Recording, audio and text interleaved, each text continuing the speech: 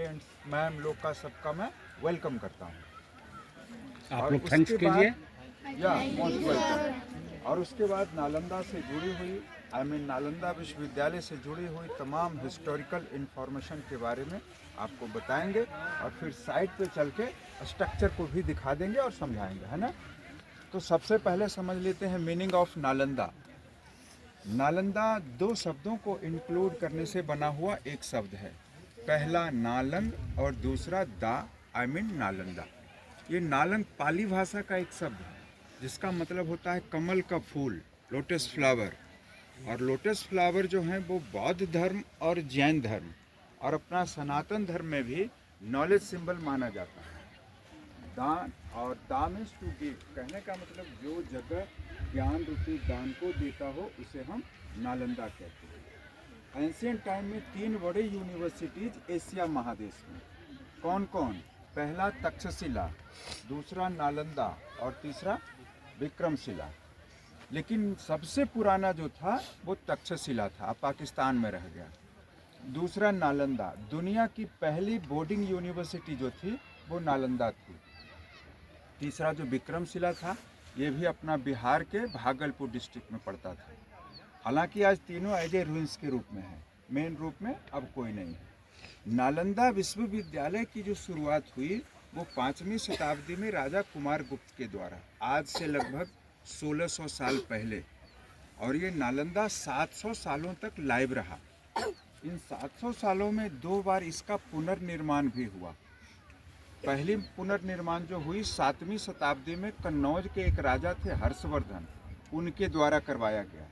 और दूसरा 9वीं शताब्दी में बंगाल के राजा देवपाल के द्वारा।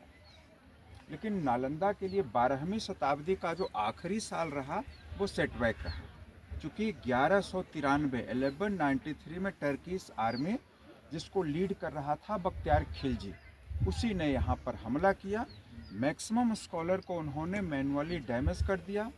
दुनिया की सबसे बड़ी लाइब्रेरी धर्मगूंज उसका नाम हुआ करता था, वो यहाँ लोकेट थी, उसमें उन्होंने आग लगा दी। आप लोगों ने गूगल या बुक्स में पढ़ा होगा कि पुस्तकालय लगभग 5 से 6 महीने तक जलती रही थी, है ना। तो इसका रीजन क्या था पता है? वो पुस्तकालय 3 विंग्स में डिवाइडेड थे, रत्न सागर, रत्न दधी और रत्न रंजन। तीनों विंग्स में मिलाकर के मोर देन 90 लाख मैन्युस्क्रिप्ट भरे पड़े थे, स्टडी मटेरियल। और वो सारे पेपर वाले नहीं, लगभग ताम्रपत्र और भोजपत्र के रूप में उस समय चीज़ों का इस्तेमाल होता था। तो ड्यू टू कॉपर प्लेट, पत्ते तो ईयरली जल गए हो गए आग से। विभिन्न स्ट्रक्चर जो भी नष्ट हुआ वो भूकंप से और कुछ मेंटेन किया। समय बीतने के साथ सारा नालंदा धीरे धीरे छोटा छोटा चूल्हा जैसा स्ट्रक्चर में बदलते चला गया।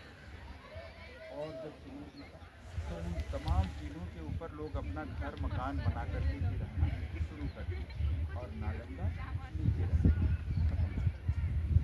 काफ़ी लंबे समय बाद 1861 में ब्रिटिश आर्कोलॉजिस्ट लॉर्ड कनिंघम उन्होंने इसका पता लगाया।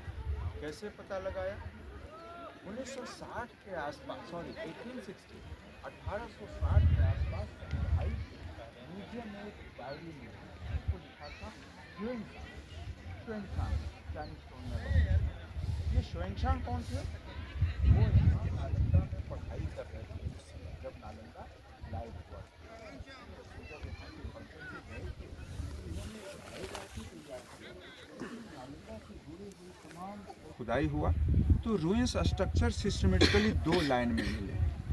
एक लाइन में सारे बौद्ध विहार हैं जिसको उन्होंने हॉस्टल कम क्लासरूम के रूप में यूज़ किया था उस समय।